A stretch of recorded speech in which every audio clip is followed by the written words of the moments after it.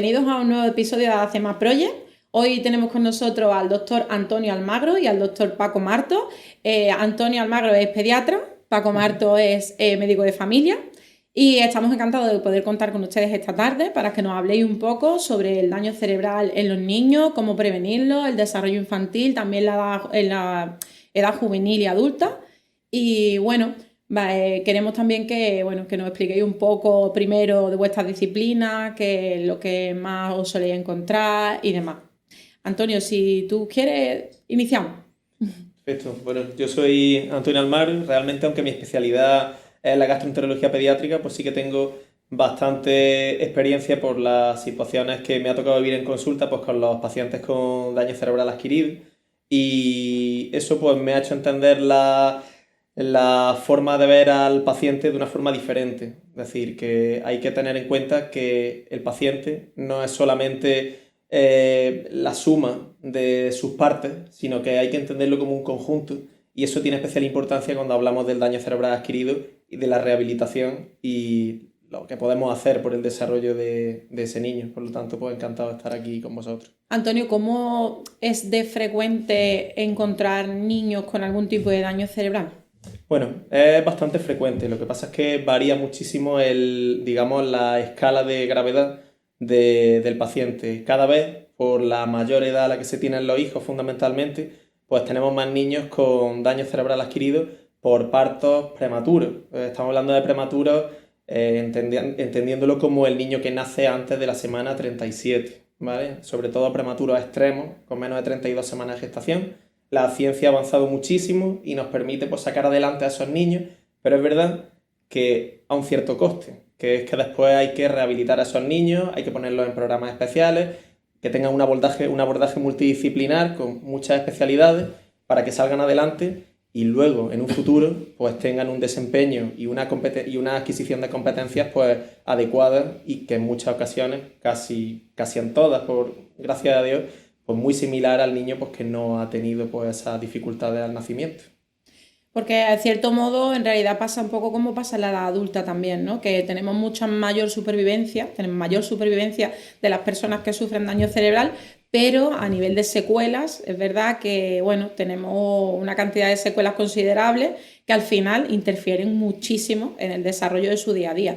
Los niños quizás son más como un lienzo en blanco, ¿no? Porque los niños a la hora de trabajar la parte de rehabilitación y de poder suplir esas secuelas y de echar mano un poco a esa neuroplasticidad tan nueva, ¿no? que encontramos, quizás sean más como un lienzo en blanco, ¿no?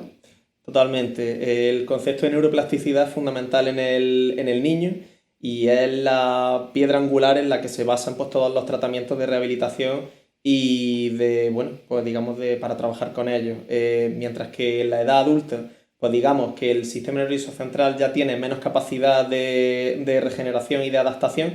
En el niño, sobre todo en el menor de 6 años, pues la capacidad de recuperación es inmensa.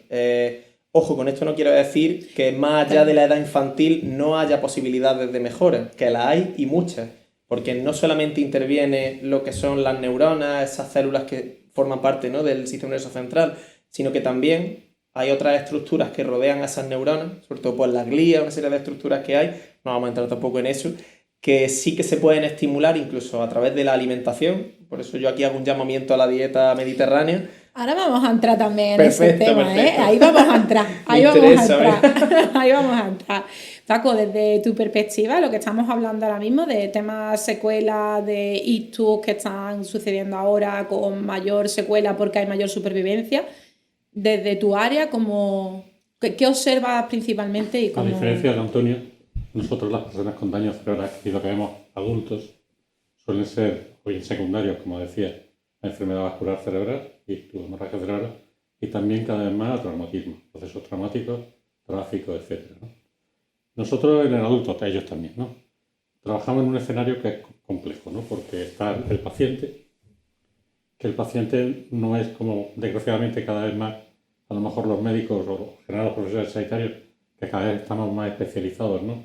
Vemos solo una parte, un órgano del paciente, ¿no? El paciente es un todo, pero que tiene ahora un entorno laboral, personal, económico y familiar. Nosotros nos llamamos médicos de familia, por algo, ¿no? Y un daño cerebral adquirido daña al paciente, pero daña todo su entorno. bueno, estamos aquí en una asociación y de esto sabéis más que nosotros cuál es el papel de la familia y de la sociedad en su conjunto. Entonces, al igual que decía Antonio, no, hay un mito generalizado que sucede tanto en los niños adultos es que una vez que el cerebro se ha dañado ya no existe solución. Esto era algo que se decía siempre. Ya las neuronas no se pueden regenerar, pero como él dice, sí que existe ese concepto tan manido de la neuroplasticidad y que permite tanto en el adulto como en el niño trabajar mediante la rehabilitación. A veces tenemos el concepto de que la rehabilitación solamente es algo físico. Pensamos en rehabilitación y pensamos en una persona que nos hace un movimiento y en el daño cerebral adquirido del adulto es casi tan importante la rehabilitación cognitiva, relacional, como la rehabilitación física. Hay que recuperar funciones motoras, ¿no? Que es lo que hace la física, pero hay que recuperar funciones cognitivas, sensoriales, etc. Ese es el mundo en que nos movemos los médicos de familia. Claro, al fin y al cabo, los aspectos cognitivos, sensoriales, a nivel de incluso de percepción y demás, son muchas veces más relevantes que el tema físico. Porque a nivel físico podemos adaptar, tenemos un montón de herramientas, hay un montón de cosas que se pueden modificar, ¿no?, en el entorno de la persona y al final hacemos que la vida de esa persona sea más fácil a nivel motor. Pero a nivel cognitivo, a nivel sensorial y a nivel perceptual, o sea, es algo mucho más complejo porque ya es como la persona percibe su ambiente, su entorno, su vida y demás.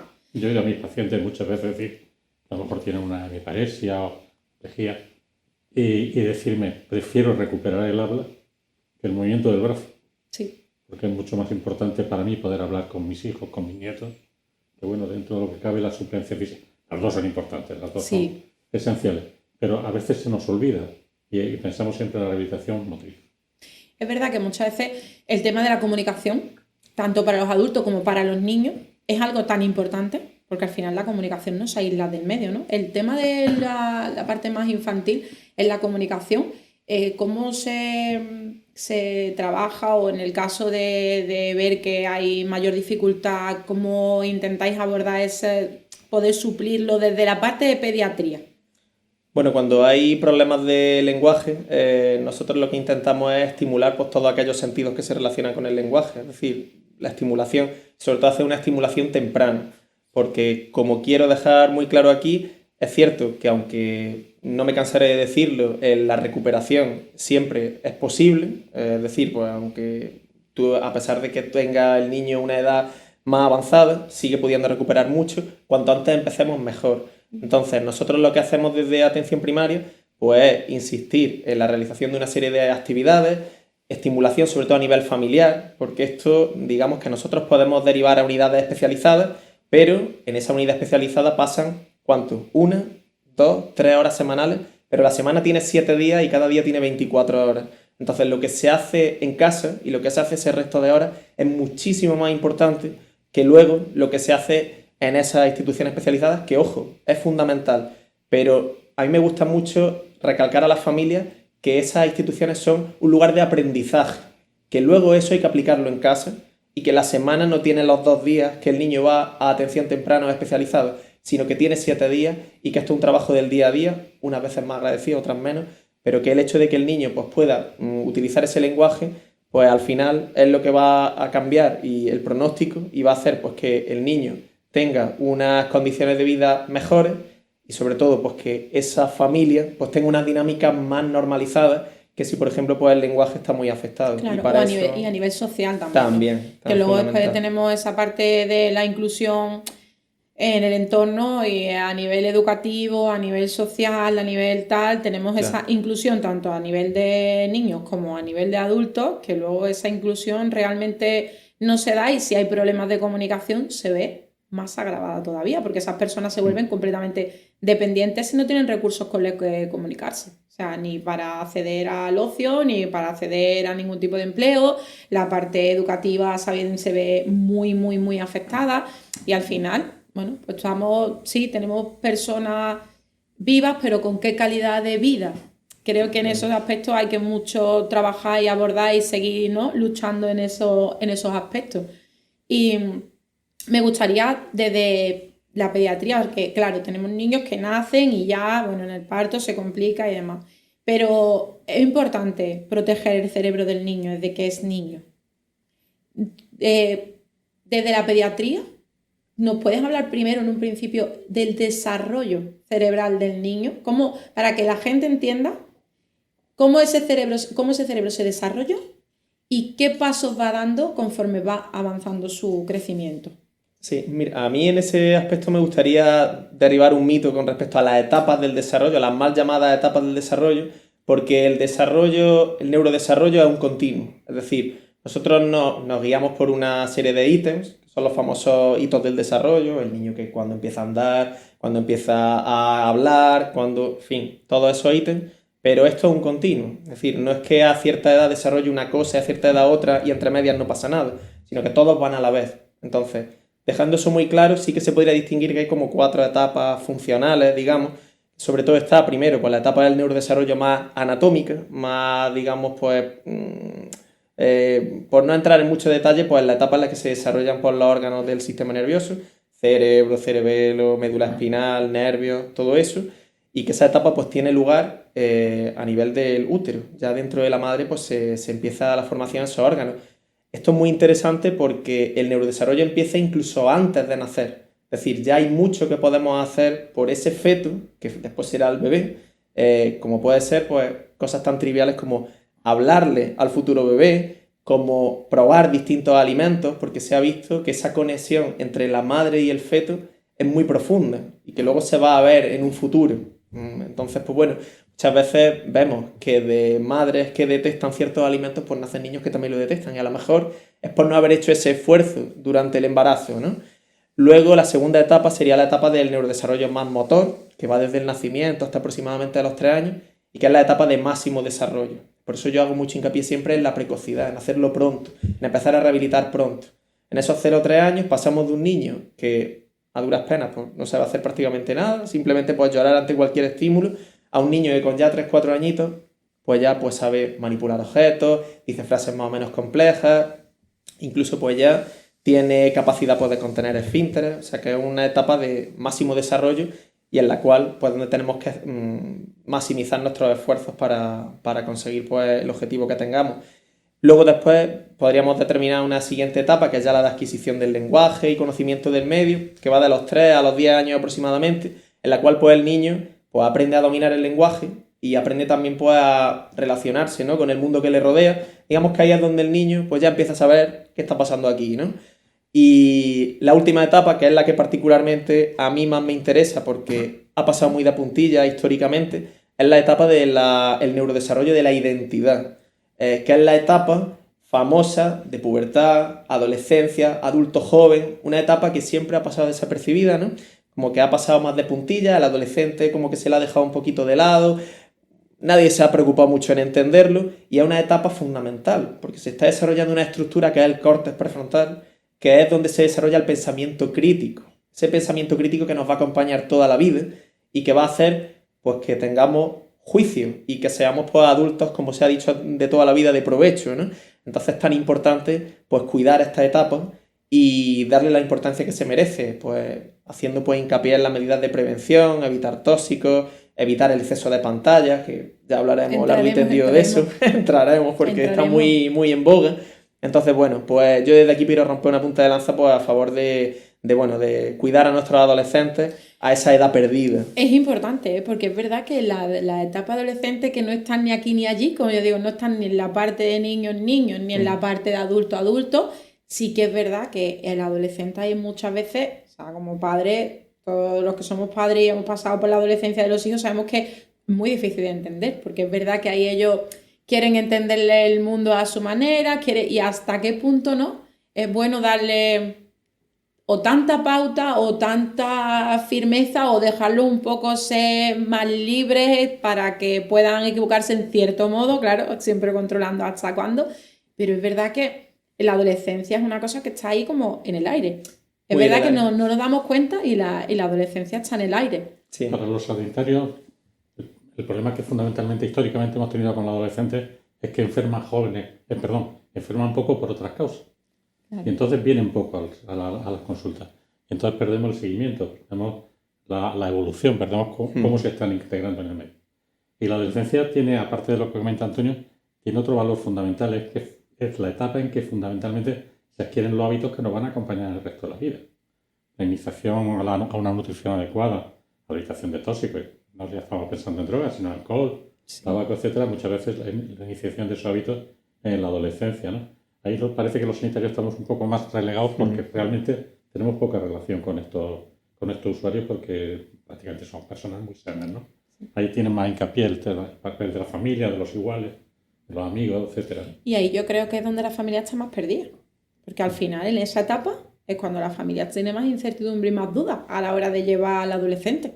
Y es cuando menos conoce a su hijo o a su hija, cuando menos los conoce es en la adolescencia, porque cuando ellos empiezan a salir, se empiezan a consumir otro tipo de ocio, otro tipo de... Ya no comparten tanto con la familia, sino que empiezan a compartir más a nivel social. Tenemos ese riesgo que comentabas de empezar a consumir diferentes tóxicos que al final, pues muchos padres no pueden controlar incluso qué es lo que hacen cuando salen. Pero es un tema muy importante. Que muchos padres, el problema que tenemos es que no sabemos cómo afrontarlo. Somos de una generación que no ha vivido prácticamente como ellos viven, sola y exclusivamente inmersos en las redes sociales. Sí. Su información, su deformación intelectual y cognitiva no proviene del medio familiar ni del escolar, proviene hoy de las redes, ¿no? Y son entornos que las familias no conocen bien y que además no saben interactuar con sus hijos. Entonces es uno de los graves problemas por el cual nuestros padres ahora nos preguntan a veces, ¿no? Es que no sé qué hacer con mi hijo, ¿no? Yo creo que esto nos ha pasado a todos. Es decir, todo en la adolescencia, fuera el momento que fuera. Cuando yo era adolescente casi no había, no voy a decir una exageración, no había casi tele, pero bueno. Pero también era igual, es decir, tampoco mis padres probablemente entendían muchas de las cosas que yo decía, opinaba o quería hacer, ¿no? Pero bueno, entra dentro del papel que todos podemos jugar, es decir, no podemos dictar sentencias, pero sí aconsejar a la familia cuál puede ser el mecanismo, la forma y sobre todo cuáles son los hábitos que deben de intentar inculcar en sus hijos, porque al fin y al cabo son los factores de riesgo que van a determinar el día de mañana tener, entre otros, un daño cerebral. Y por ejemplo, ya que hemos tocado aquí el tema de las pantallas, nos vamos a meter ya de lleno. Pantallas, niños, jóvenes, adultos. Bueno, de las pantallas hay muchísimo de qué hablar, es largo y tendido, pero respuesta corta, pantallas no, o al menos pantallas limitadas, ¿vale? Aquí, por ejemplo, sí que podíamos hablar más de edades, porque respecto al uso de pantallas en menores de 2 años, la Academia Americana de Pediatría es tajante. Pantallas, 0. Con esto, yo vivo en el mundo real, entonces el día a día de mi consulta no es son niños pues que demandan una serie de atenciones, tienen una serie de problemáticas también familiares en las cuales el uso de pantallas, pues al final, pues siempre puede ser útil. Pero siempre el mensaje que debemos de enviar es que pantallas, cuantas menos, mejor. A partir de los 2 años, pues bueno, como método de aprendizaje y seleccionando muy bien el contenido sí que puede ser interesante, ¿vale? Pero hay que tener muy claro que el uso y sobre todo el abuso de las pantallas, pues si lo tenemos en cuenta, pues la industria del entretenimiento sabe muy bien lo que es adictivo. Colores muy brillantes, hiperestímulos, todo muy llamativo para que un niño y adolescente o niño que está en la pubertad, que no sabe todavía, no tiene muy bien adquirida su identidad, pues digamos que se vuelva loco, literalmente. Al final, el uso de pantallas, sobre todo de redes sociales, en esta edad que estábamos comentando de la adolescencia, influyen mucho en cómo ellos se empiezan a percibir, las inseguridades que empiezan a presentar, esa estimulación constante, porque está bien estimular, pero sobreestimular, ¿qué pensáis de la sobreestimulación? El problema fundamental es que hay familias, sobre todo de niños pequeños, en las cuales una tablet o una televisión es un sedante. Es decir, es un mecanismo de que el niño esté tranquilo un rato y no delate. Y a quien puede crear adicción esa sensación es a los padres. Claro. Encuentran ahí un lugar donde poder. Evidentemente es lo que dice Antonio, hombre, en la edad adulta es diferente, ¿no? O en la adolescencia. No vas a esperar que se produzca ningún tipo de trastorno en el desarrollo cerebral por la utilización de pantalla. Pero sí hay un trastorno fundamental y grave, y probablemente con consecuencias que hoy no alcanzamos, ¿no? Que es la soledad, que es el aislamiento de los iguales, el no jugar con otras personas. Sí, con el caso adolescente, charlar, salir, ¿no? La palabra quedar, o qué día o a qué hora quedamos, una palabra que va a quedar en desuso, Sí. porque con quien se queda es con una tablet. E incluso con los amigos se comunica a través de una tablet o del WhatsApp. Sí. Y yo creo que ese impacto aún no lo sabemos medir, pero probablemente estará ahí. Entonces no sé si será peor el impacto de las tabletas y de los sistemas de comunicación audiovisual que restan o que privan de la comunicación directa, será más grave a largo plazo que un niño con 12 o con 18 meses vea media hora una tablet. Claro. Yo creo que eso no lo podemos medir aún. Eso todavía no sabemos las consecuencias que tendrá a largo plazo, pero bueno, las generaciones que vienen pues son el campo, digamos, de pruebas que de todo este abuso de tecnología que estamos viviendo y veremos el día de mañana, pero desde luego los estudios que tenemos a día de hoy no son muy halagüeños con respecto a lo que eso puede conllevar, porque además es que el uso de pantallas, el abuso de ellas, no es solamente lo que producen per se, sino que también es lo que le quita al niño, porque todo ese tiempo que está con las pantallas es tiempo que le quita, como bien apuntaba Paco, pues de estar con sus iguales, de estar con los niños, de jugar, de trabajar ese trabajo en equipo tan importante para el día de mañana. Todas esas luces azules que emiten las pantallas también hacen que se produzca menos melatonina, el niño duerme peor, se le priva de esos mecanismos de reparación neuronal tan importantes durante el descanso. Y en definitiva, pues esa gratificación inmediata, esa descarga tan brutal de dopamina que se produce con las pantallas, pues lo que hace es que ese niño luego tenga una tolerancia a la frustración muy baja, que sea un niño que tiene una tendencia a la hiperactividad muy grande y trastornos por déficit de atención, que no llegan a ser un TDAH, que está ahora muy de moda, pero sí que son trastornos que cada día vemos más en la consulta y que tienen un abordaje bastante difícil.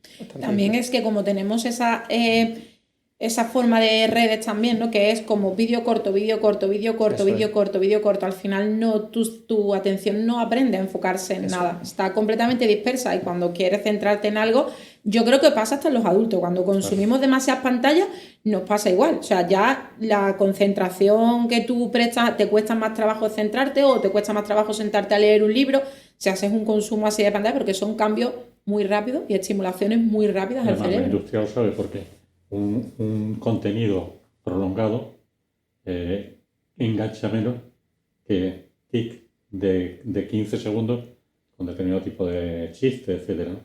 Comentaba Antonio lo de dormir. Vamos a los adultos.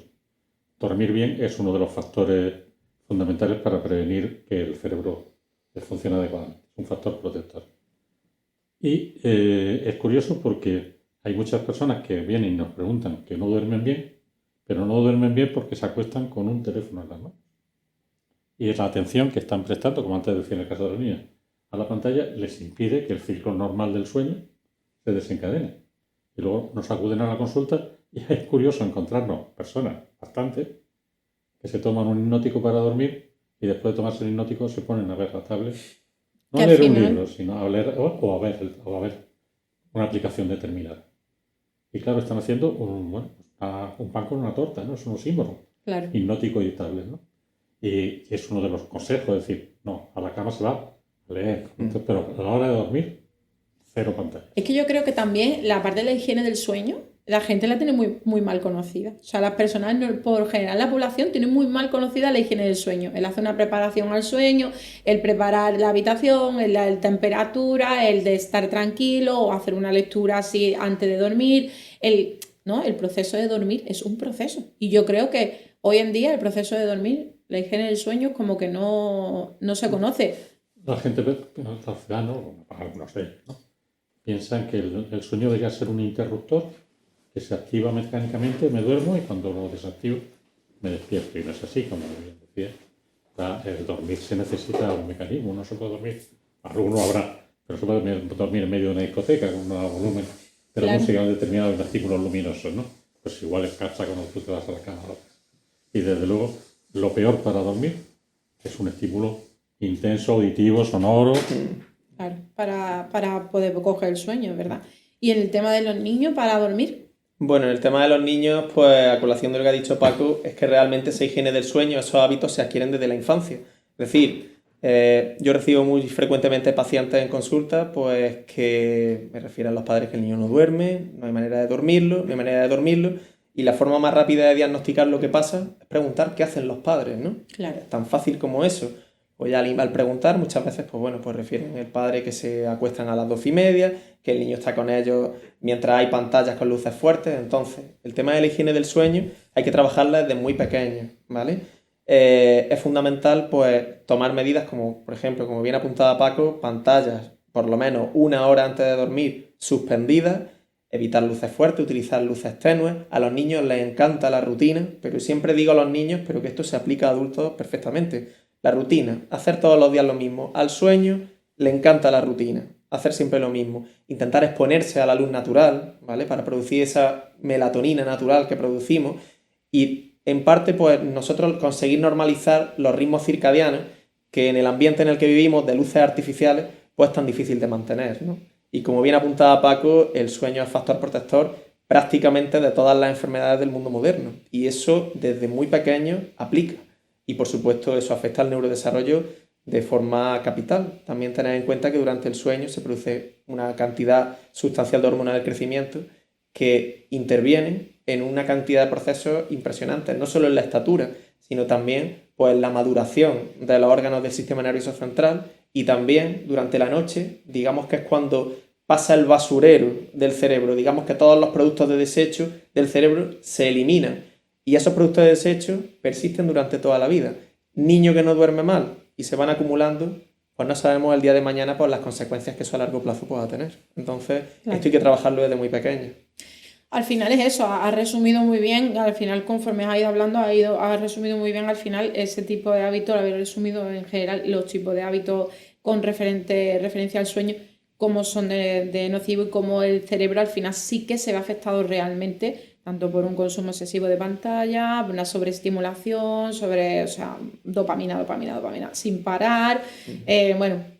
El no dormir bien, el no descansar, porque muchas veces no le damos la importancia al sueño que tiene. No, yo es que he dormido 3 horas y yo con 3 horas puedo. Con 3 horas puedes, pero realmente no puedes. Y a la larga no podrás, porque es una realidad, a la larga no podrás. Al final, estos temas, y bueno, antes de preguntar esos temas, voy a añadir uno más para después preguntar. La alimentación. Tanto en personas que han sufrido daño como en personas sanas o niños sanos, adultos sanos, jóvenes con afectación. A la alimentación, ¿cómo nos influye la alimentación? En la prevención de las enfermedades cerebrovasculares, la alimentación es el factor fundamental. No por sí misma solo, que también, sino porque la alimentación regular o no regular va a conducir a algunos de los problemas de salud, que son los factores de riesgo más importantes para la enfermedad vascular y para el daño cerebral adquirido. Estoy hablando de la hipertensión, el consumo excesivo de sal en la dieta, del aumento del colesterol en la sangre, que hace que las arterias estén más endurecidas y por lo tanto aumente el riesgo de que tengan un problema vascular. El colesterol está íntimamente ligado con el ingreso de grasa, la diabetes, que probablemente pues, junto con la hipertensión es el gran factor de riesgo para la enfermedad cerebrovascular, está íntimamente ligada con un abuso de los hidratos de carbono, el sedentarismo, la obesidad, que son otros factores de riesgo. Todos ellos están relacionados con la alimentación. Entonces, probablemente en el adulto, y lo que decíamos antes, los hábitos alimentarios del adulto muchas veces proceden de la infancia. Y si no proceden de la infancia, se adquieren observando los hábitos alimentarios del entorno familiar, que a veces no siempre podemos visualizar de una perspectiva pura y etérea, porque también están influenciadas por las situaciones socioeconómicas de la familia. Nosotros a veces en las consultas nos ponemos muy estrictos, de decir lo que hay y lo que no hay que consumir, qué tipo de carne hay que consumir y cuáles no, etcétera, sin darnos cuenta de que a veces los recursos económicos de la familia es que les impiden acceder a una alimentación lo suficientemente sana, rica en fruta, en verduras, etcétera, porque no todo el mundo puede hacer ello, ¿no? Pero vamos, dentro de las posibilidades, la alimentación de luego es un factor fundamental en la prevención. Estamos hablando de la enfermedad cerebrovascular, de la enfermedad cardíaca, de la diabetes, etcétera. ¿Y en los niños la alimentación? En los niños, 3/4 partes de lo mismo, pero a mí me gustaría enfocarme más quizá en el tema del neurodesarrollo. Antes hablábamos de que el neurodesarrollo no es algo que termine a los 6, a los 10 o a los 15 años, sino que es algo que dura durante toda la vida y en eso influye mucho la alimentación también. Entonces hay una serie de alimentos que por su contenido por una serie de compuestos fitoquímicos, como pueden ser los polifenoles, pues pueden incrementar la producción de una proteína, que me gustaría pues incidir en esto, que es el factor neurotrófico derivado del cerebro, se llama BDNF en inglés, que es una proteína fundamental porque aunque no puede estimular que la neurona crezca o se multiplique, porque las neuronas, pues, por desgracia, no se pueden multiplicar, sí que favorece que otras estructuras que la apoyan se favorezcan y proliferen. Entonces, para ese tema es fundamental el consumo de alimentos ricos en polifenoles. Yo quiero hacer desde aquí, pues con invitados de Jaén, pues un alegato a favor del aceite de oliva virgen extra, porque se ha comprobado en múltiples estudios que tiene muchísimos beneficios a nivel cognitivo, ¿vale? En crudo mejor, ¿verdad? En crudo, virgen extra y si puede ser de primera prensada en frío, porque el calor también hace que se deterioren un poco los polifenoles. Luego también los frutos rojos, porque el contenido en antocianinas, polifenoles y demás también estimula la producción de esa proteína. También el chocolate negro, ojo, un chocolate a partir de un 70%. También llegan a consulta que el niño come mucha chuchería, mucho chocolate. ¿Por qué el niño le pasa esto? Porque el chocolate es alimento a partir del 70%. Menos de un 70% se puede considerar una golosina. Entonces eso hay que dejarlo muy claro. Y en definitiva, yo quiero tomar el testigo de lo que ha dicho Paco acerca de las condiciones y el nivel socioeconómico, porque aquí deberíamos romper una punta de lanza a favor de que se tomaran medidas pues, desde los sectores pues, políticos a quien corresponda pues, para hacer más accesible la alimentación saludable a la población general, porque muchas veces es muy triste ver cómo sale más barato llenar el carrito de la compra de productos ultraprocesados que de comida saludable, y eso no debería de ser así. Y si tenemos que hacer esfuerzos en algo, es en promover hábitos de vida, que al final, si nos guiamos incluso solamente por la parte económica, sale rentable, porque el paciente que se cuida, el niño que coge buenos hábitos y la persona que se cuida va a hacer menos gasto también. Entonces, al final es prevención y promoción de la salud. Se podría considerar una inversión a largo plazo. ¿Vale? Sí, totalmente. La promoción del aceite no es porque por casualidad los dos seamos de Jaén, de la provincia de Jaén, sino porque realmente... Por si acaso no, es verdad lo que, dejamos... Es verdad que es un alimento, o sea, el aceite de oliva tiene unas propiedades que son tremendas. Es las grasas. Es que es sano, totalmente. O sea, es la grasa sana. A mí me gustaría añadir a lo que dice Antonio, que un lugar excelente para promover esos hábitos deberían ser los comedores escolares, en los que a veces nosotros vemos dietas y nos echamos las manos a la cabeza, porque siendo comedores donde se aprende a comer y los niños aprenden a comer, a veces las dietas no están constituidas ni mucho menos por lo que acabo de recomendar Antonio. Claro. En realidad, muchas veces decimos, te encuentras familias que te dicen incluso, es que no puedo comprar pescado. O sea, no puedo darle a mis hijos pescado porque es que yo no puedo acceder a comprar pescado. Y tú dices, choc, algo que además es nuestro, porque aquí por suerte también, ¿no? La pesca y demás es algo que lo tenemos cerca. Y que no puedan acceder a comprar pescado, a comprar frutas frescas, a comprar determinadas verduras, y al final eso es verdad que socialmente deberíamos echarle una vuelta y un vistazo para intentar cambiar ese acceso a la comida. Al final, vemos niños y luego muchos niños que comen muy mal y que al no tener acceso a esa alimentación desde el principio, luego es muy difícil que se acostumbren a comer ese tipo de comidas porque ya no están acostumbrados. O sea, el niño desde pequeño tiene que ir, ¿no? Tolerando, admitiendo y descubriendo los verdaderos sabores de la comida. Educando su gusto. Claro, porque al final cuando la comida lleva mucho azúcar o lleva mucha sal, no te da verdaderamente el sabor del alimento. Ese sabor no es el que tiene el alimento. Y al tomar tantos ultraprocesados, luego, cuando van a tomar el alimento real, le desagrada el sabor.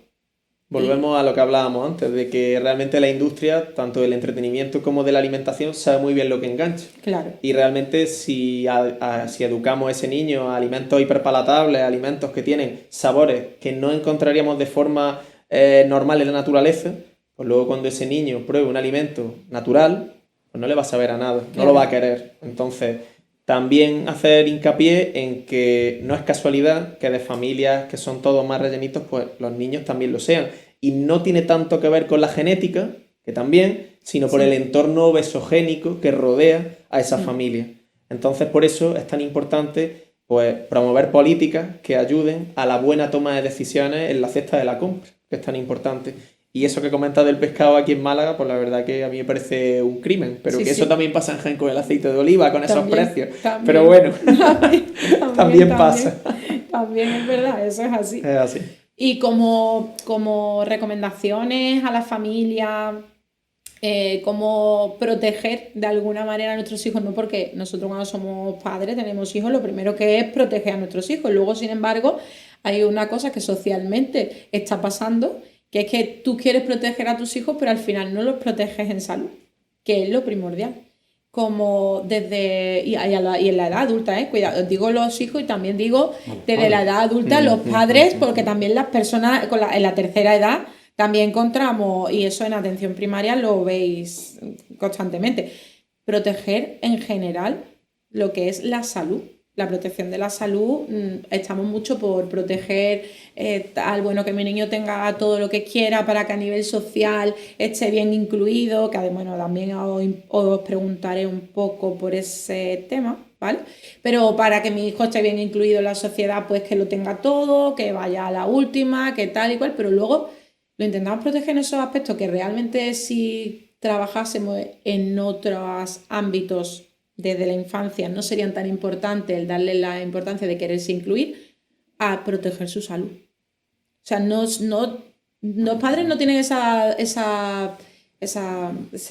pensamiento o esa raíz de decir, bueno, es más importante que yo proteja a mi hijo en salud y en buenos hábitos que en que demuestre a la sociedad que puede tenerlo todo y que... No sé si me estoy explicando con claridad lo que quiero transmitir. Totalmente, pero eso va acorde a lo que hablábamos antes también de la pérdida de referentes. Es decir, ahora digamos que los referentes que tienen nuestros jóvenes sobre lo que es el éxito es pues la persona que económicamente tiene muchísimo éxito, la persona pues que bueno, pues que triunfa en redes sociales, que tiene más likes, que tiene más... Y eso pues es una pérdida de valores que se ha ido produciendo con el tiempo y que eso pues aplica también a lo que estábamos comentando. Digamos que la persona que se cuida, la persona que mantiene hábitos de vida saludables, pues eso no está de moda. Está de moda el influencer que sale bebiéndose una bebida energética, que habría para hablar un podcast completo acerca de las bebidas energéticas que tanto daño están haciendo. Os volveré a llamar, seguro. Yo creo que el problema es que hemos dejado de educar a todas las edades en la tolerancia a la frustración. Clave, ha dado la clave. Y desgraciadamente tenemos que aprender que no todo es posible y que por lo tanto tenemos que estar a veces frustrados y enfadados. Pero esa frustración nos enseña a ser mejores, nos enseña a saber decir sí y no a las cosas. Lo que tú comentabas, que no todo puede ser, no todo se puede hacer. Y que a lo mejor es mejor invertir en salud, no ya solo hablando de alimentación, sino el ocio, hablaremos a lo mejor de esas otras cosas, ¿no? Porque eso para el día de mañana te va a permitir estar vivo y estar sano. Pero, no sé, quizás son como reacciones generacionales, ¿no? Generaciones que a lo mejor hemos vivido muy en un entorno educativo muy constrictivo, muy de ordeno y mando, con poca capacidad de expresar disenso. Pues a lo mejor esas mismas generaciones no hemos pasado como el péndulo a permitir todo, porque que no sufran lo que yo sufrí.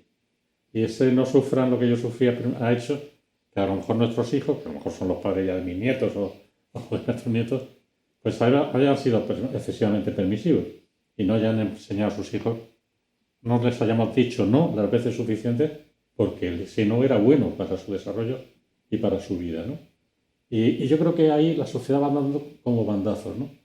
Pero claro, llegó el impacto yo lo he repetido ya alguna vez aquí, a lo mejor me hago cansino, ¿no? De la pérdida del entorno tradicional de relación, que era la familia, los amigos, los compañeros de trabajo, etcétera, con el impacto de las redes sociales. Lo que decía Antonio, habitualmente hay gente fantástica en las redes, pero también existe mucho inútil, mucho mal nacido, y cuando no se tiene capacidad de discernir lo que es verdad y lo que es mentira, y cuando además se ha perdido la costumbre de acudir a otras fuentes para confirmar la verdad, incluso en el nivel del periodismo formal, pues nuestros jóvenes, pero no los jóvenes, los adultos. Yo os seguro que le pasa a Antonio, con las madres, ¿no? Los niños todavía no lo hacen, pero con los adultos, nosotros a la consulta es muy frecuente que nos acuda una persona absolutamente convencida de algo que ha leído normalmente lo ha oído en una red, y plantearnos cosas que por sí mismos se caen por su peso, que son mentiras, son terraplanismos de la salud, pero con las cuales careces de argumentos de demostración, porque lo que no es verdad es indemostrable. Claro. Y eso sucede cada vez más en las consultas. La inteligencia artificial, que sin duda vendrá para ayudarnos mucho, mucho, mucho, en muchos aspectos, y la medicina de una forma todavía increíble, todavía es que no podemos ni pensar, pero también sucede que yo tengo 4 síntomas, se los doy una herramienta de la inteligencia artificial y me diagnostica, a veces bien, pero también me plantea una serie de cosas que hay que hacer, que a veces no son posibles y otras veces no están indicadas, ¿no? Entonces, esta pérdida de un escenario de interrelación natural entre las familias, entre los pacientes y sus familias y los sanitarios, pues también es un factor de disrupción para que podamos cuidar adecuadamente a cualquier tipo de paciente, incluso a los pacientes, por supuesto, con TCA. Es que al fin y al cabo, cuando nosotros, porque es verdad que las herramientas tecnológicas, las innovaciones, bien haciendo buen uso de ellas, son y serán revolucionarias. Pero es verdad que la parte de salgo a la calle, me relaciono, en un niño juego a la pelota, me peleo con mi amigo, no es que me toca a mí, es que a ti, pero solucionan, aprenden a solucionar conflictos y aprenden a tolerar la frustración. Da un margen de aprendizaje en la vida que al final, igual que cuando los padres antiguamente nos decían no, tú aprendes a tolerar esa frustración y al final el desarrollo de tu persona y lo que tú eres como persona se va construyendo ahí. A partir de cómo tú reaccionas al no, cómo evolucionas a eso, cómo te relacionas en la calle, cómo solventas los problemas. Y al final tú vas desarrollándote como persona. Pero ahora mismo tenemos también muchos niños, para mi punto de vista, demasiado sobreprotegidos por los padres y muy estimulados a nivel de redes sociales, igual que pasa con los adultos, muy estimulados a nivel de redes sociales, pero súper, hiper, mega protegidos. Y como yo veo mucho egoísmo en general, en la parte adulta y en la parte de los niños muy sobreprotegidos. Mi niño no se equivoca o yo como adulto no me equivoco. Muy sobreprotegido en un ámbito, pero absolutamente expuesto en el otro. En otro, exacto. Porque tenemos los niños accediendo con 6 años a contenido de una violencia exagerada, pornografía, etcétera, y sin embargo la hiperprotección es como un cascarón que envuelve el exterior, pero sin embargo no sabemos lo que está ocurriendo en el interior. Claro, la sobreprotección que yo me hago referencia es la sobreprotección que ahora tienen los padres con, por ejemplo, no sé si a ustedes habrá pasado, pero yo llegaba del colegio y decía, mamá, es que la señora me ha regañado por tal, y me decía, por algo habrás hecho, o sea, algo habrás hecho, y ahora es como, totalmente, no le roce un aire en el ojo a mi hijo, no le dé... Claro.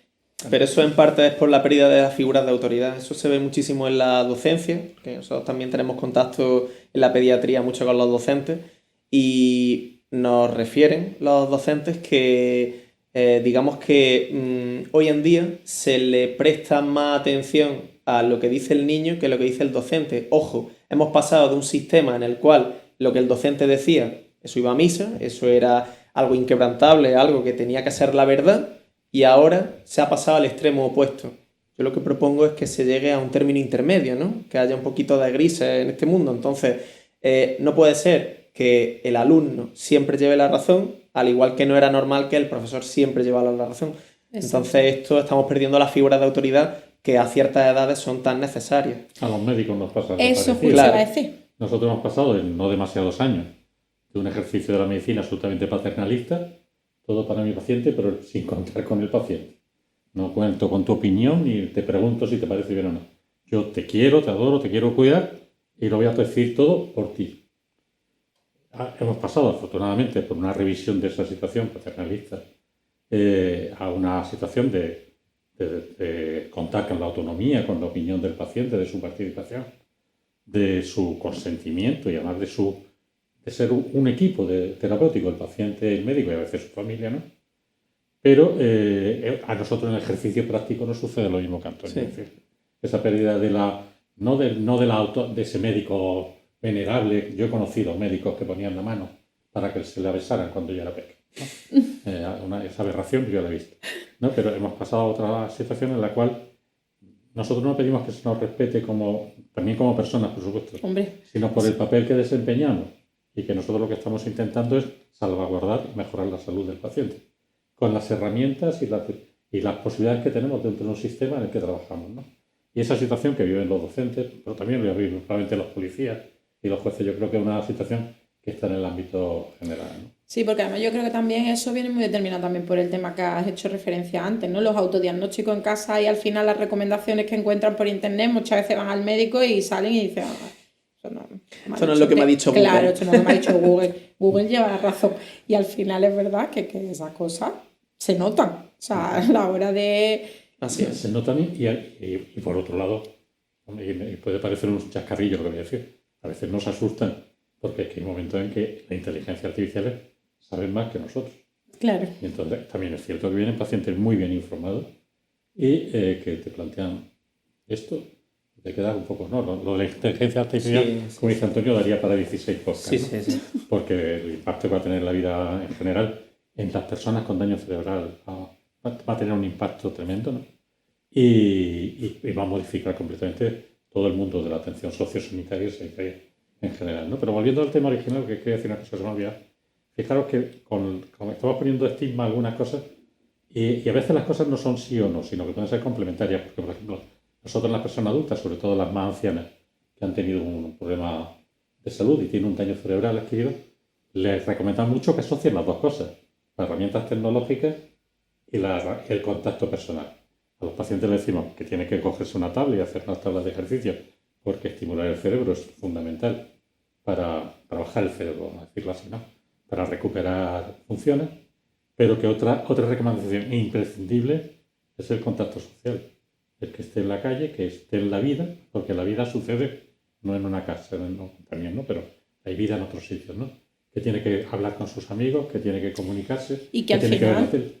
Entonces, a veces no es una cosa u otra, es que las dos juntas es lo mejor. Son complementarios. Y que al final el daño cerebral afecta mucho a nivel social. O sea, hay que promover mucho que la persona se integre a nivel social y tenga relaciones sociales, puesto que ya el propio daño cerebral causa que la persona a nivel social haga una pérdida tremenda. Ese es un papel que mejor lo jugáis sois vosotros. Claro, es tremendo, es tremendo. Y es verdad que lo comentas que dentro de la rehabilitación, el trabajo con las nuevas tecnologías, realidad virtual, nosotros rehabilitamos con realidad virtual, rehabilitamos por medidas contables, con muchísimos elementos de nuevas tecnologías, aplicándolo bien. Y lo que sí normalmente pedimos, que a lo mejor, como dices, dentro de la tablet que hagan algún cierto ejercicio en casa, pero también nosotros lo que promovemos mucho es que las personas salgan, que se desenvuelvan en el entorno, que aprendan a moverse ya no solo a nivel social, sino para tener una independencia, porque al final el daño cerebral causa una dependencia tan severa, o sea, en todos los ámbitos de la vida de la persona,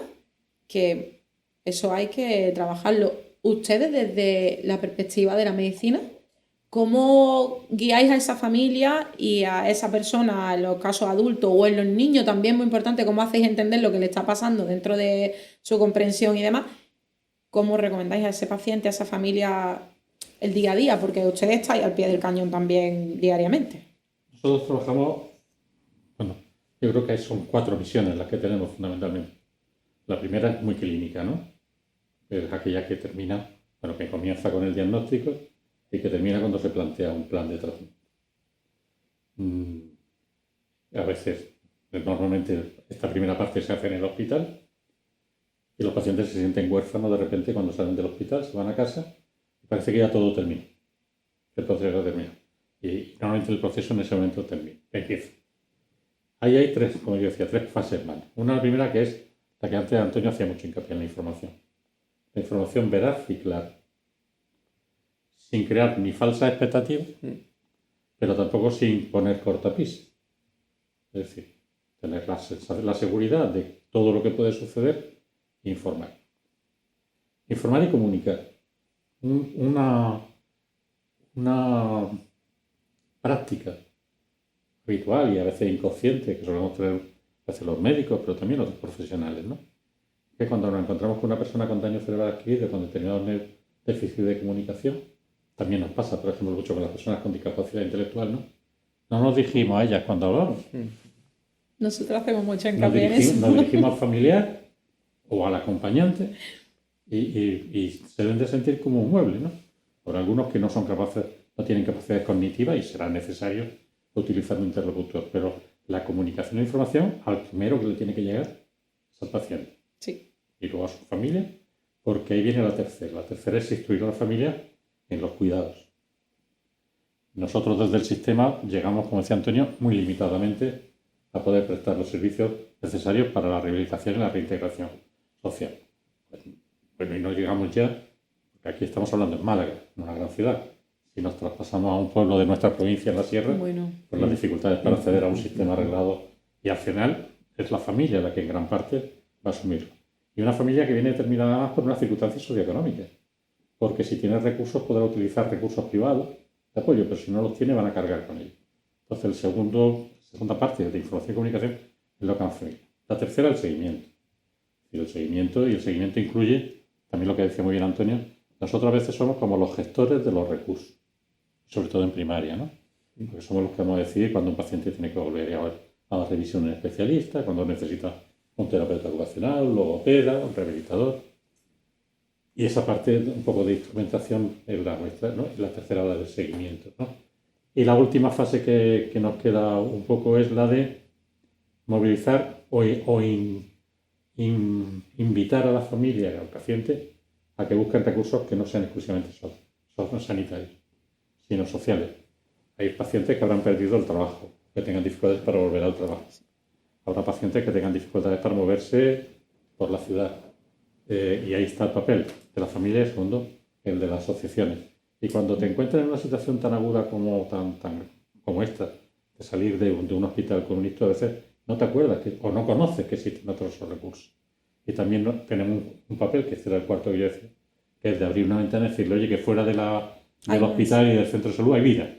Lo que nosotros llamamos activos en salud, que son un montón de recursos, que no solamente son asociaciones, son de mucho tipo, desde la farmacia del barrio hasta que hay otros, que les pueden ayudar a comprender mejor lo que le está pasando y sobre todo para incorporarse de nuevo mejor a la vida, ¿no? Yo creo que esos son los papeles, no sé, Antonio, en el campo de la pediatría. Yo creo que es el papel que tenemos los sanitarios ante esta situación. Situación que además cada vez es más frecuente.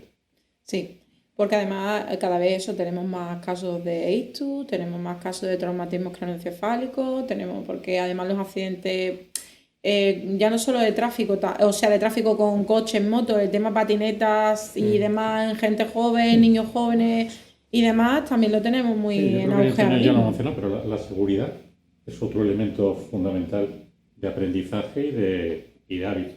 Y pensamos siempre en la seguridad vial, pero está la seguridad laboral. También.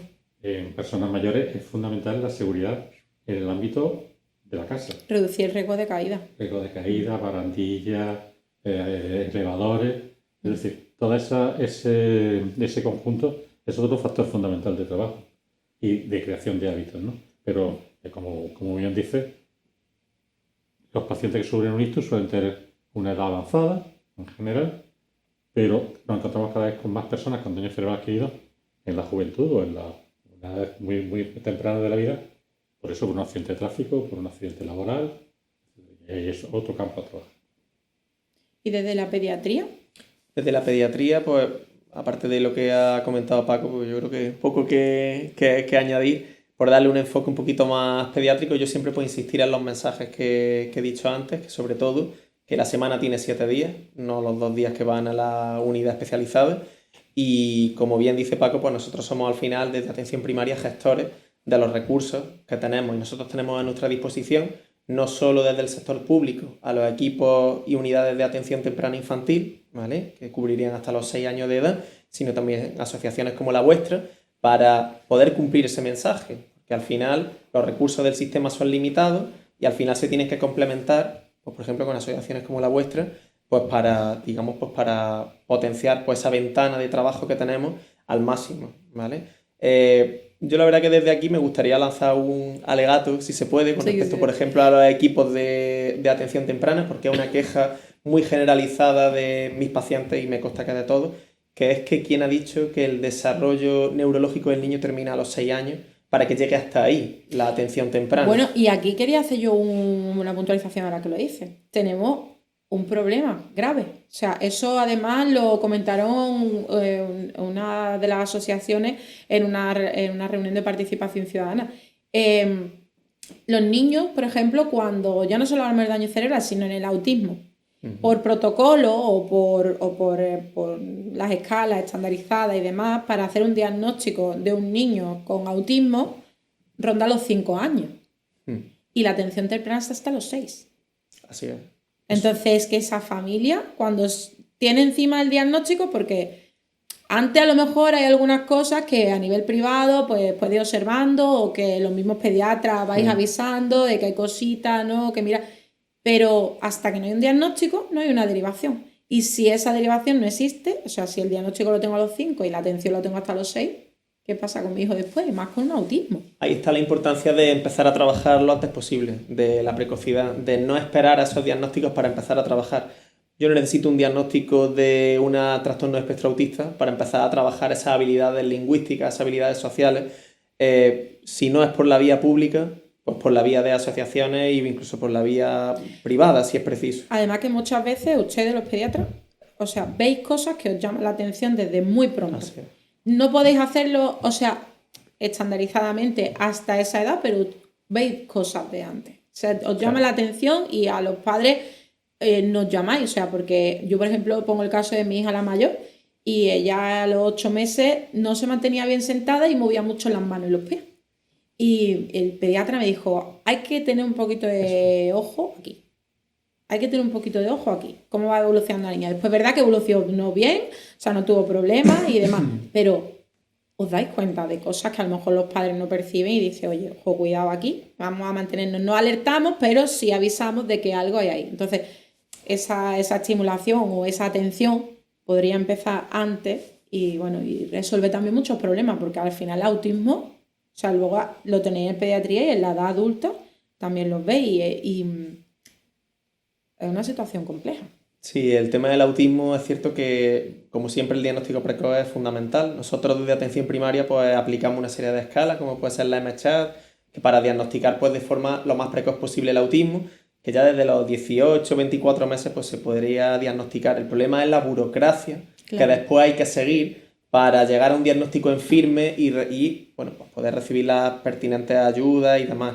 Luego es verdad que los equipos de atención temprana funcionan muy bien, pero es cierto que tienen mucha demanda y los profesionales son limitados. Entonces, además, yo mi máxima en este tipo de trastornos es que se trabaje lo antes posible y lo máximo posible.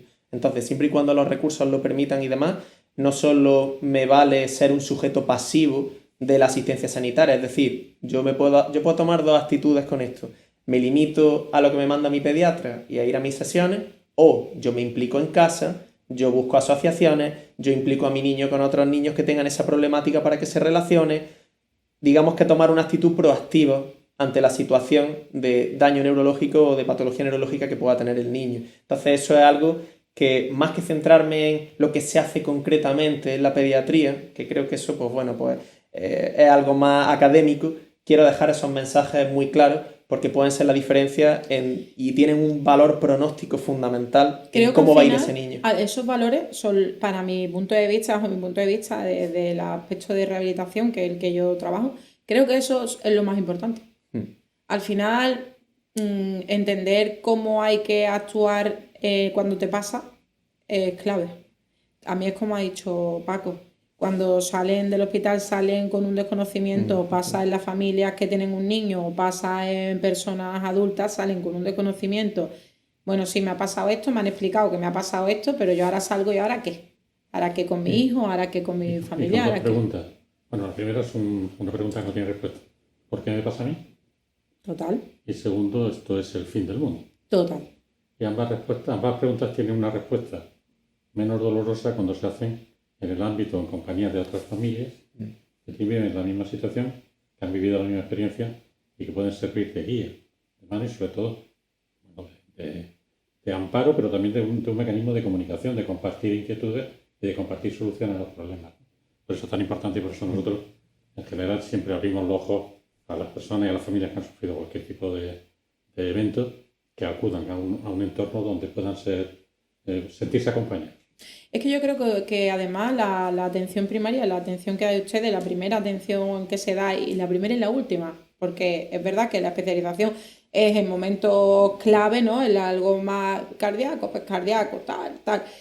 Pero esa atención primera que se le da a la familia y última que se le da a la familia, al final es clave, porque verdaderamente soy una pieza importante y un bastón muy importante a la hora de que las familias sepan dónde agarrarse y cómo seguir para adelante y no sentirse solo. Porque tener también tu médico de referencia, eso ayuda. El médico, pero además nosotros en los centros tenemos enfermeras gestoras de casa y trabajadoras sociales que ambas desde su ámbito profesional también tienen vehiculan, conocen mucho mejor el ambiente, los recursos que existen alrededor, son capaces de prestar a lo mejor orientaciones que nosotros los médicos no conocemos, ¿no? Por eso no solo, como decía Antonio antes, ¿no? El trabajo en equipo multidisciplinar, porque para eso ese es el concepto básico de la primaria, ¿no? Yo siempre me enfadaba cuando una frase que se ha dicho históricamente, y sobre todo en los hospitales, que la atención primaria es la entrada al sistema sanitario. Y yo siempre decía que no es la entrada, es el salón. Claro, exactamente. Es donde están los pacientes siempre. Es la entrada, el recibidor y la salida. De cuando salen de viaje al hospital, pero están allí, están en casa, ¿no? Entonces ese es su lugar. Y claro, a nosotros, bueno, si afortunadamente tenemos cierta estabilidad, pues vemos pacientes que entran con nosotros siendo jóvenes y que le hemos visto hacerse mayores, ¿no? Y eso es un factor de conocimiento muy relevante a la hora de poder manejar determinadas situaciones clínicas complejas. ¿Y qué pensáis del tema de promoción de la salud? Porque de atención primaria también, el tema de promoción de la salud, ¿no? Es bastante, para todo el equipo de atención primaria, bastante importante. La promoción de la salud que se puede hacer es un concepto complejo, porque la promoción de la salud puede ser algo muy inmediato, que es la prevención de factores de riesgo, como hemos estado hablando aquí, pero probablemente la promoción de la salud es algo un poco más que escapa al ámbito de la práctica clínica diaria. La promoción de la salud probablemente sea un concepto más de política sanitaria y de gestión sanitaria que de práctica diaria, ¿no? Nosotros en primaria fundamentalmente lo que hacemos es prevención primaria, lo que estamos diciendo, aconsejar hábitos saludables, evitar la aparición de la enfermedad y luego evitar secuelas cuando se ha producido la enfermedad. Hombre, hacemos mucha promoción de la salud, vacunar es promoción de la salud. La educación, ir a los colegios, como hacemos promoción de la salud. Pero la promoción de la salud es compleja, es decir, promover la salud a nivel comunitario a veces no es fácil desde un sistema muy local, sino que es más tarea de los gestores y los políticos que definen las políticas sanitarias. Es que yo creo que... Pero la promoción de la salud tiene dos grandes problemas. Una, que es cara, y segundo, que no tiene inmediatez. Entonces, a veces no es políticamente rentable porque es cara y no se ven efectos de forma inmediata, pero a la población tampoco resulta demasiado atractiva.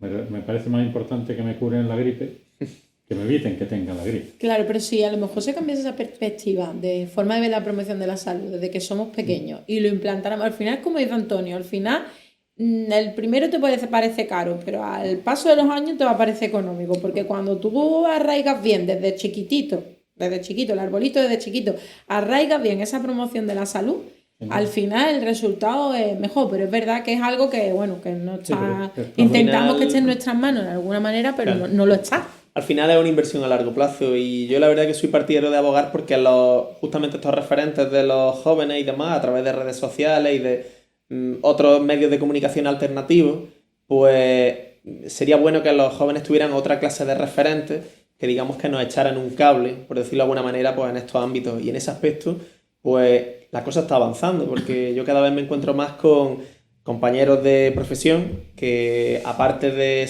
pasar su consulta o tener su guardia y demás, pues también se dedican en su rato libre a redes sociales, dándole un aire un poquito más dinámico, y ver luego en los comentarios las interacciones que tienen, que están teniendo una buena acogida y con gente y grupos de población cada vez pues de menos edad. Entonces yo creo que hay esperanza con esto de la promoción de la salud a través de esos mismos mecanismos que hemos demonizado hace un rato, como puedan ser el abuso de pantalla. Digamos que está, como todo en la vida, se puede utilizar para el bien o para el mal. En este caso, yo creo que las redes sociales y las nuevas tecnologías pues también tienen esa luz, ¿no? Esa cara B que se puede utilizar a nuestro favor. Esperemos que algunos raperos canten que es malo fumar y que es bueno vacunarse. Que es malo abusar del alcohol. Ojalá. Pero es verdad que ahí vemos, como ha dicho, la doble cara de las redes, de Claro. todo, ahí vemos doblar de la doble cara. Claro. Es como tenemos lo más malo y más nocivo del mundo, pero también tenemos gente que dice, oye, no, que yo voy a salir por aquí y yo voy a intentar... Sí, eso es fantástico. Sí. Y además tiene que ser así, siempre ha sido así. El problema es que hay que darle herramientas para discriminar los mensajes positivos de los mensajes estúpidos. Sí, sobre todo eso, que cogen las redes de muy niños. Y cualquier cosa, como has dicho, se la creen. Cualquier cosa que le digan. Bueno, no solo los chicos, vemos personas con mucho poder También. que también se creen cosas raras y hacen Sí, cosas sí, raras. sí, sí. Totalmente, vaya. Pues a mí me parece unos temas muy interesantes y os llamaré, si no os importa, para próximos podcasts porque hay temas que habrá que profundizar uno a uno. Yo que, de hecho, En primero... el próximo, por favor, me sacáis por de aquí para allá. Porque yo estoy hablando de dieta saludable, Bueno, de sedentarismo. yo estoy igual, o sea, que no te O me preocupes. ponéis una mesa. Yo no me saqué delante, pero que es verdad que son temas muy importantes de abordar y que muy importantes para la sociedad, que vayan conociendo, que vayan entendiendo y hacerlo llegar de una forma cercana. Y muchas veces a lo mejor pues vemos eso, hay gente que ve la figura del médico como súper, hiper, mega tal, y también que os escuchen hablar y escuchen esa cercanía y esa forma de explicar las cosas y la importancia que le da. Yo creo que es muy importante. Nosotros, todo lo contrario, agradecidos porque nos hayáis invitado, por poder contar estas cosas que a lo mejor a alguien la escuche y le sirve, ¿no? Sí. Y a tu disposición. No sé si hemos tocado todos los temas que queríamos tocar o no, pero hemos dado mucho, yo creo que muchas pinceladas y profundizaremos en próximos podcasts en algunos específicamente Perfecto. de esos temas, ¿vale? Pero me gustaría que nos dejaseis como una última, bueno, un último consejo, un último algo importante que queráis decir. Bueno, no podemos ir sin decir esto. Bueno, yo realmente el mensaje que quiero transmitir es el que llevo transmitiendo casi todo el podcast, que cuando se trata del neurodesarrollo y de problemas de daño neurológico adquirido y demás, pues que hay dos pilares fundamentales y el primero es actuar ya, actuar mucho y buscar profesionales de referencia en el sector, es decir, no guiarse por lo que diga Google, por lo que dice el vecino, por lo que dice no sé quién, que le ha ido muy bien con este profesional. Buscar a profesionales cualificados que se encarguen del niño, porque el factor pronóstico más importante en la recuperación de los trastornos y el daño neuronal adquirido es fundamentalmente el nivel sociocultural y eso implica las decisiones que esa familia hace para con el niño. Entonces, pues fundamentalmente esas tres cosas y en eso pues tenemos mucho que decir los profesionales. Y yo, puesto que estamos aquí en ACEMA, ¿no? Yo... El pensamiento con el que me iría, como tú me pedías, es que es una tragedia vital, personal, familiar, la producción de un problema de salud, normalmente un problema, un ictus, etcétera, que produce un daño cerebral adquirido. Pero producido, hay que hacer como con el título de aquella famosa película. Hay que plantarse, poner los pies en el suelo y decir, hoy empieza todo. Entonces, a partir de hoy empieza el trabajo de la persona, de la familia, de la sociedad, de los sistemas sanitarios, para que el impacto de esa tragedia, que no vamos a negar y de la que habrá que construir el duelo, se transforme en conseguir la mejor calidad de vida posible para todos. Porque hablamos mucho del paciente, pero nosotros y vosotros tenemos que cuidar a los cuidadores y a las familias, porque son a veces olvidados y necesitan tanto nuestro apoyo como el propio paciente. Para nosotros es un punto muy importante la familia. De hecho, nosotros toda la rehabilitación la centramos mucho en la familia y toda la atención la centramos mucho en la familia. Porque un familiar que está cansado, un familiar que está agotado, el otro día lo comentábamos también en otra entrevista que hicimos, la persona puede tener pensamientos incluso de estoy cansado, estoy harto, tal. Y hay también que darle herramientas para que sepa que sentir eso es normal. Y perdone, pero yo he cometido un error lingüístico importante y me ha seguido. He dicho mal la palabra, porque tenía que haber dicho cuidadoras. Porque existe un sesgo de género absoluto y deplorable, sí. Porque son las mujeres las que asumen en su inmensa mayoría el cuidado de los pacientes. Y, bueno, eso digo que no porque sean pacientes hombres los que lo hacen, que sí es verdad que hay algo más de ictus en los hombres, aunque son más graves en las mujeres, ¿no? Sí. Pero son las mujeres las que la sociedad, las familias le adjudican el rol de cuidadora, ¿no? y tienden a convertirse ellas mismas en pacientes porque empiezan a tener problemas físicos relacionados con el cuidado, depresivos relacionados con también su mundo se cierra porque se centra en el cuidado. Entonces no podemos olvidar la figura de las personas que están a su lado, los cuidadores, las cuidadoras como elemento de trabajo, de atención para todos, para las asociaciones también. Para mí básico, muy básico, o sea, lo elemental, en todo el tema, en la pieza angular de todo el tema, los cuidadores. Y darles pautas para que tampoco hagan excesos de cuidado. Vamos a llamarlas las cuidadoras. Las cuidadoras. Que no el exceso de cuidado, que muchas veces a lo mejor también estamos arraigados a la sociedad, que cuiden, y al final cuidar demasiado al final es contraproducente para la persona que cuida y para la persona que está rehabilitando es contraproducente. Que se tiene que tener tiempo para ellas, que tienen que tener derecho a vivir. Conozco cantidad de esposas y de hijas que el día que deciden, se adopta la decisión de que, por ejemplo, sus padres, sus hermanos vayan a un centro de día, se sienten culpables porque parece que están haciendo dejación del cuidado, cuando es bueno para el paciente. Sí, tema bueno centro de día y residencia. Está muy estigmatizado. Las personas que tenemos esa decisión la toman con miedo y con vergüenza. Y muchas veces las circunstancias son las que son. Y no hay más. Así que pues nada, pues yo me alegro mucho de haberos tenido con nosotros. Como digo siempre, porque a mí que estas entrevistas me encantan, porque claro, el tema además nos encanta y podría estar pues toda la tarde charlando, pero bueno, os tengo que dejar que descanséis, y que descanséis y que bueno, que paséis muy buen fin de semana, pero que os espero de vuelta, que os cojo la palabra de que volveréis y profundizaremos más específicamente en algunos temas en los que podamos ahondar y hablar largo y tendido, porque estas primeras entrevistas también nos hacen de ver qué puntos podemos seguir trabajando. Y nada, a seguir trabajando, que esto es un camino muy duro y muy largo y ya está. Se me ha olvidado comentar también que los dos sois docentes en la universidad o... No, yo soy tutor de estudiantes de la UMA, tutor de pero práctica, no doy clases. Tutor de práctica y... colaboro en una asignatura. Exacto. Así que una nada. asignatura en la que intentamos que los médicos, además de ser excelentes clínicos, también tengan un componente humanitario. Nosotros hemos tenido alumnos de sus asignaturas con nosotros, conociendo a los pacientes, que es muy importante. Al fin y al cabo es importantísimo, porque muchas veces también cuando entras al médico, ¿no?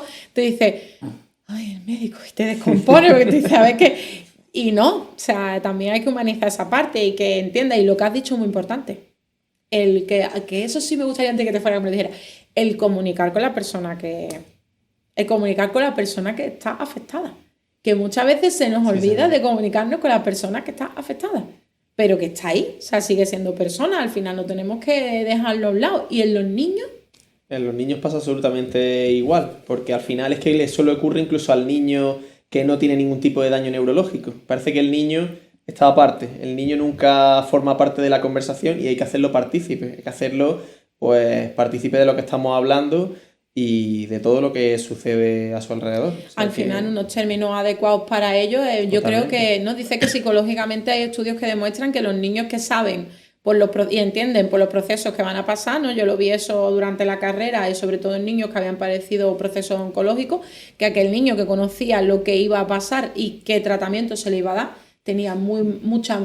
menos ansiedad. Exactamente. Y mejor respuesta. Mejor tolerancia. Exactamente, a lo que estaba pasando. Entonces creo que no esa parte de comunicación y que decías de humanizar y desde la carrera ya ir humanizando y haciendo entender esas cosas es muy importante. Desde luego eso ya lo decía Paco antes, que es muy importante y que la figura paternalista del médico, gracias a Dios, yo creo que se está perdiendo. Sí. Yo cada vez lo veo más en las generaciones que están saliendo de nuevos médicos, que cada vez se toma por una actitud más de igual con el paciente, que es como debería ser, siempre manteniendo un respeto, pues, como el que se le tiene que tener a cualquier profesional, pero evidentemente pues alejarnos de ese papel más paternalista y entrar en un papel más en el que el paciente tiene mucho que decir sobre su salud y no solo lo que diga el médico, que es fundamental. Claro. Al final el escuchar también os hace entender mucho las situaciones que a lo mejor no puede parecer una cosa y luego cuando escuchas porque a nosotros en rehabilitación nos pasa. Al principio viene, tú haces una evaluación inicial, una valoración, tal, pasas las escalas y demás, pero ahí no has conocido nada. Ahí no has conocido nada. Lo que sabes es el diagnóstico que tiene, la lesión donde está, el área donde está, qué supuestas secuelas tienen que aparecer, pero luego realmente, cuando empiezas a trabajar con esa persona, no tienes nada que ver. O sea, yo siempre lo digo y al final yo creo que para ustedes es lo mismo. Cuando Sí, lo que llamamos la escucha activa, ¿no? Exacto. Que no solo escuchar por aquí, sino escuchar por aquí. Pues. Exacto. Bueno, pues nada, ya sí que sí, os dejo, muchísimas gracias y Gracias. ya está, nos despedimos. Pues agradecemos si os ha gustado el contenido, que dejéis un like, un comentario y que compartáis nuestro podcast y os deseamos que paséis un buen fin de semana.